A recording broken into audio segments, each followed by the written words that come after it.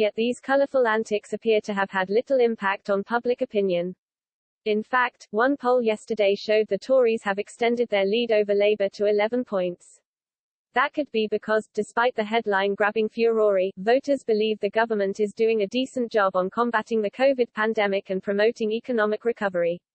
The vaccine program has been a phenomenal success, far beyond anything achieved by other European countries. With around half of the population having received at least one dose, the country is moving towards normality again.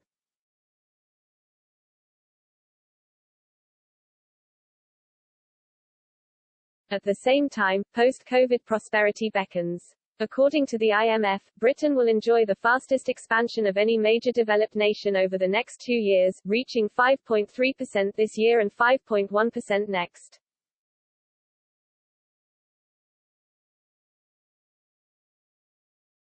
Indeed, the economic revival is already here, helped by the vaccine rollout. The Office for National Statistics reported last week that growth in February was a healthy 0.4%, while unemployment actually fell in the first 2 months of the year.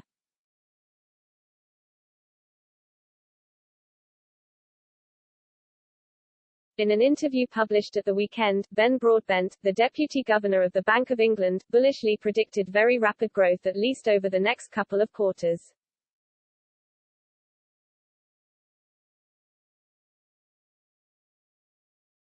It was not meant to be like this. An army of experts kept telling us the coronavirus and Brexit would leave us a battered, broken island.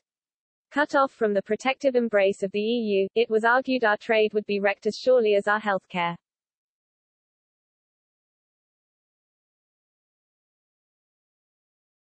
The Remainers' narrative of despair featured meltdown at our ports because of border checks and vaccine shortages because of our exclusion from the EU scheme.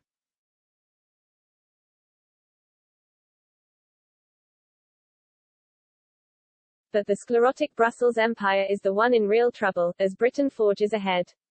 What we can see now is not a post-Brexit decline, but a Brexit bounce. Forecasts of unmitigated gloom have been wrong and deceitful, writes Wolfgang Munchau, director of specialist news service Euro-Intelligence.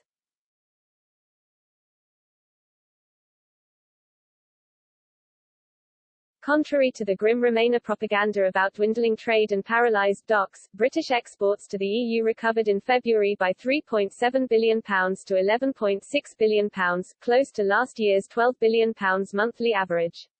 Similarly, a vast exodus of financial services jobs to Europe never happened.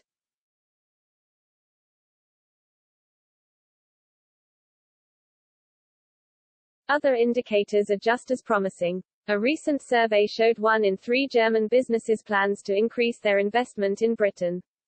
Financial giant Goldman Sachs has just announced it is to open a new office in Birmingham, explaining we see this as a tremendous opportunity to enhance our UK presence and continued delivery for global clients, words that confound all the bleak warnings from the pro-EU brigade about Britain's post-Brexit isolation.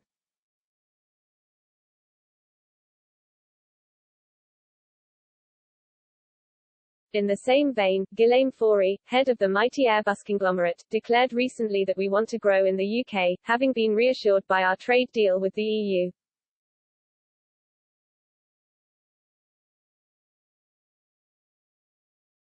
That deal is due to be formally ratified by the European Parliament tomorrow, making a mockery of eager Remainer speculation that the current dispute over the Northern Irish border would be an insurmountable stumbling block.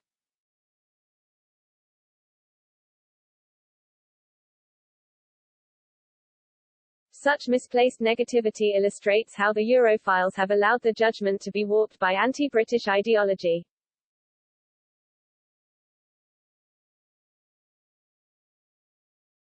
Yet the facts keep contradicting the dogma. As with the vaccines and economic growth, Britain is triumphing as a negotiator of trade deals.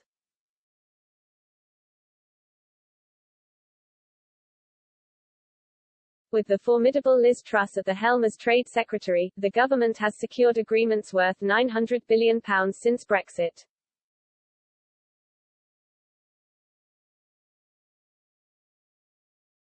Last week saw a major breakthrough in talks with Australia for a £19 billion deal, which could boost our exports by another £900 million. It shows what we can do outside the EU, Ms. Truss rightly said.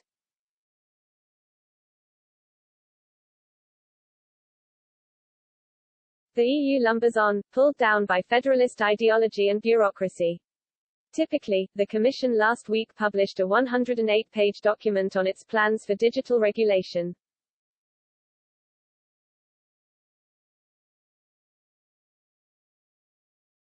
In contrast, from the vaccines to international deals, Britain has demonstrated how to exploit our post-Brexit flexibility, harnessing our talent for innovation to our entrepreneurial spirit for a bright future.